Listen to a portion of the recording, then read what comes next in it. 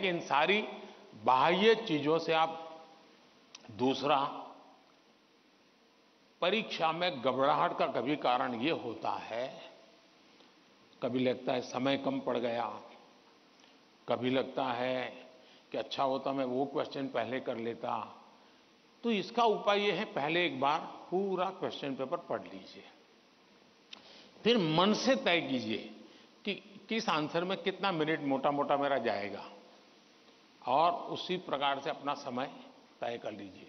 अब खाना खाते हैं, आप खाने के लिए बैठते हैं, तो घड़ी देख करके थोड़े खाते, भाई 20 मिनट में खाना खाना है, तो खाते खाते आदत हो ही जाती है, हाँ भाई अब इतने में 20 मिनट भी हो गया और खाना भी हो गया।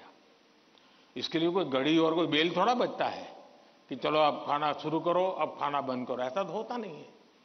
तो ये प्रैक्टिस है। दूसरा, मैंने देखा है कि आजकल जो सबसे बड़ी समस्या है, जिसके कारण ये समस्या, आप मुझे बताइए, आप एग्जाम देने जाते हैं, मतलब आप फिजिकली क्या करते हैं?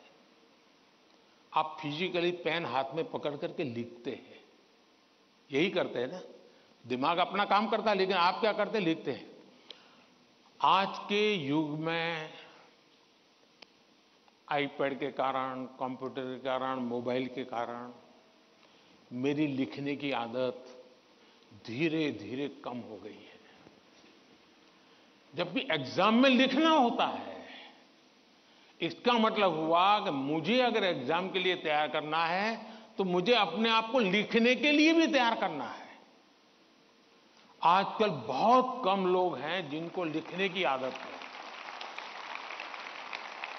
और इसलिए डेली जितना समय आप अपने पठन पाठन में लगाते हैं स्कूल के बाद, उसका मिनिमम 50% टाइम, मिनिमम 50% टाइम आप खुद अपनी नोटबुक के अंदर कुछ न कुछ लिखेंगे।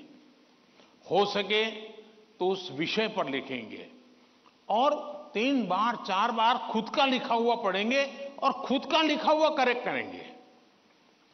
तो आपका जो इंप्रूवमेंट होगा, किसी की मदद बिना इतना बढ़िया हो जाएगा कि आपको बाद में लिखने की आदत हो जाएगी।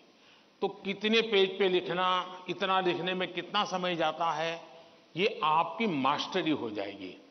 कभी कभी मन से विषय आपको लगता है ये तो मुझे आता है। जैसे आप मान लीजिए कोई बड़ा प्रसिद्ध कोई गाना सुन रहे हैं, गाना बज रहा है, तो आपको लगता है ये गाना तो मुझे आता है, क्योंकि आपने बहुत बार सुना है।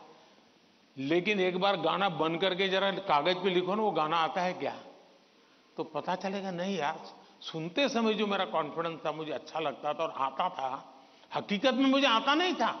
मुझे वहां से प्रॉम्प्टिंग होती थी, इसलिए मुझे वो लाइन याद आ जाती थी, और उसमें भी परफेक्ट शब्द के संबंध में जब बात आएगी तो मैं पीछे रह जाऊंगा। मेरी आज की पीढ़ी के साथियों से बहुत मेरा आग्रह है कि कृपा करके आपकी एग्जाम में एक बड़ी चैलेंज होती है लिखना। कितना याद रहा, सही रहा, गलत रहा, सही लिखते हैं, गलत लिखते, तो वो तो बात का विषय है। आप अपना ध्यान प्रैक्टिस में इस पर कीजिए।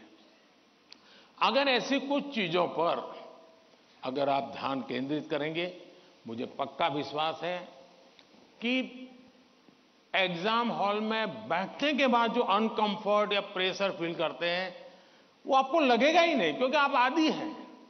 अगर आपको तैरना आता है तो पानी में जाने से डर नहीं लगता है आपको, क्योंकि आप तैरना जानते हैं।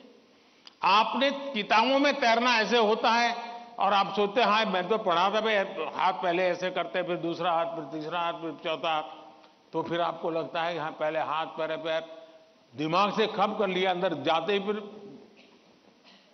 मुसीबत शुरू हो जाती है। लेकिन जिसने पानी में ही प्रैक्टिस शुरू कर दी, उसको कितना ही गहरा पानी क्यों हो, उसको भरोसा होता है मैं पार कर जाऊंगा।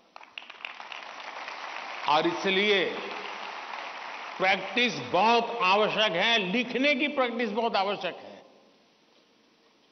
और लिखना जितना होगा शार्पनेस ज्यादा आएगी, आपके विचारों में भी शार्पनेस आएगी। और अपनी लिखी हुई चीज को 3 बार 4 बार पढ़ के खुद करेक्ट कीजिए। जितना ज्यादा खुद करेक्ट करोगे, आपकी उस पर ग्रिप बहुत ज्यादा आएगी, तो आपको अंदर बैठ करके कोई प्रॉब्लम नहीं होगा। दूसरा, अगल बगल में वो बड़ी स्पीड से लिख रहा है, मैं तो तीसरे क्वेश्चन पे अड़ा हुआ हूं, वो तो 7वें पर चला गया। दिमाग इसमें मत खपाइए बाबा। वो 7 में पहुंचे, 9 में पहुंचे, करे न करे, वो पता नहीं, वो सिनेमा की स्टोरी लिखता होगा। तुम अपने पर भरोसा करो, तुम अपने पर भरोसा करो। अगल बगल में कौन क्या करता है छोड़ो। जितना ज्यादा अपने आप पर फोकस करोगे, उतना ही ज्यादा आपका क्वेश्चन पेपर पर फोकस होगा। जितना ज्यादा क्वेश्चन पेपर पर फोकस होगा, इतना ही आपके आंसर के एक एक शब्द पर हो जाएगा, और अल्टीमेटली आपको परिणाम उचित मिल जाएगा। धन्यवाद।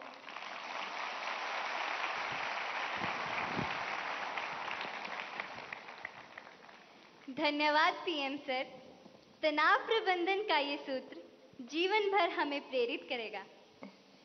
प्रधानमंत्री जी, राजसमंद राजस्थान के छात्र धीरज सुथार, जो कि government senior secondary school Kundwa में पढ़ते हैं, हमारे बीच इस हॉल में मौजूद हैं और आपसे प्रश्न पूछना चाहते हैं। धीरज, कृपया अपना प्रश्न पूछिए। नमस्ते माननीय प्रधानमंत्री जी, मैं धीरज सुथार, मैं राजकीय उच्च माध्यमिक विद्यालय कोंदवा राजसमंद राजस्थान से हूँ। मैं 12वीं कक्षा में अध्ययनरत हूँ। मेरा प्रश्न यह है कि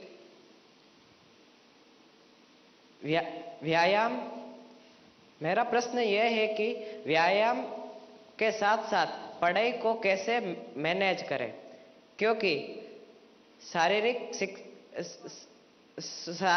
स्वास्थ्य भी उतना ही जरूरी है जितना कि मानसिक स्वास्थ्य। कृपया मार्गदर्शन करें। धन्यवाद सर। आपका शरीर देख करके लगता है मुझे आपने सही सवाल पूछा है।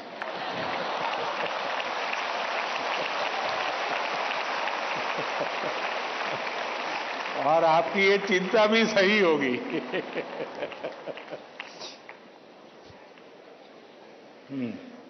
धन्यवाद धीरज। अपनी सांस्कृतिक परंपरा और बर्फीली चोटियों पर तैनात सेना के जाबाजों के शौर्य के लिए विख्यात उत्तर भारत के प्रमुख केंद्र शासित प्रदेश लद्दाख के पीएम श्री केंद्रीय विद्यालय कारगिल की छात्रा नजमा खातून हमसे ऑनलाइन माध्यम से जुड़ रही हैं और प्रधानमंत्री जी आपसे प्रश्न पूछना चाहती हैं। नजमा, कृपया अपना प्रश्न पूछिए। माननीय प्रधानमंत्री जी नमस्कार, मेरा नाम नजमा खातून है। मैं पीएम श्री केंद्रीय विद्यालय कारगिल लद्दाख में पढ़ती हूँ। मैं कक्षा 10वीं की छात्र हूँ। मेरा आपसे प्रश्न यह है कि परीक्षा की तैयारी और स्वस्थ जीवन शैली बनाए रखने के बीच संतुलन कैसे बना सकते हैं। धन्यवाद।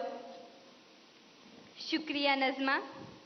पूर्वोत्तर भारत के रत्न जनजातीय बहुल राज्य अरुणाचल प्रदेश के नाहरलोगुन गवर्नमेंट हायर सेकेंडरी स्कूल से एक शिक्षिका टॉबी लामी जी इस सभागार में उपस्थित हैं और प्रधानमंत्री जी से प्रश्न पूछना चाहती हैं। नमस्कार माननीय प्रधानमंत्री जी, मेरा नाम तोबी लोमी है। मैं एक शिक्षिका हूँ। मैं government higher secondary school Naharlagun Arunachal Pradesh से आई हूँ। मेरा प्रश्न है, विद्यार्थी खेल कूद नहीं बल्कि पढ़ाई में मुख्य रूप से क्या और कैसे ध्यान केंद्रित कर सकते हैं। कृपया मार्गदर्शन करें। धन्यवाद सर। धन्यवाद मैम।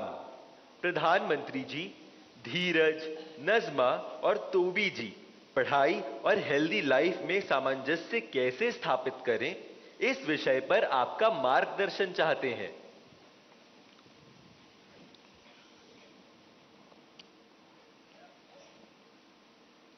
आप में से बहुत सारे स्टूडेंट्स मोबाइल फोन का उपयोग करते होंगे और कुछ लोग होंगे शायद उनको घंटों तक मोबाइल फोन की आदत हो गई होगी। लेकिन क्या कभी ऐसा विचार आया मन में कि नहीं नहीं मैं रिचार्जिंग में फ़ोन रखूंगा तो मेरा मोबाइल का उपयोग कम हो जाएगा, इसलिए रिचार्जिंग नहीं करूंगा।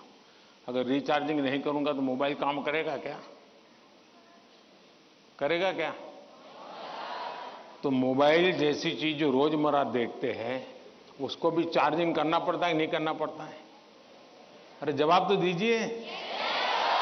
रिचार्ज करना पड़ता है, नहीं करना पड़ता है? अगर मोबाइल को करना पड़ता है तो ये बॉडी को करना चाहिए कि नहीं करना चाहिए?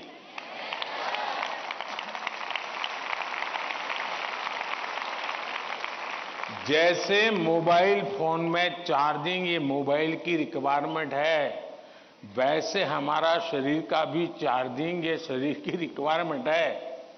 आप ऐसा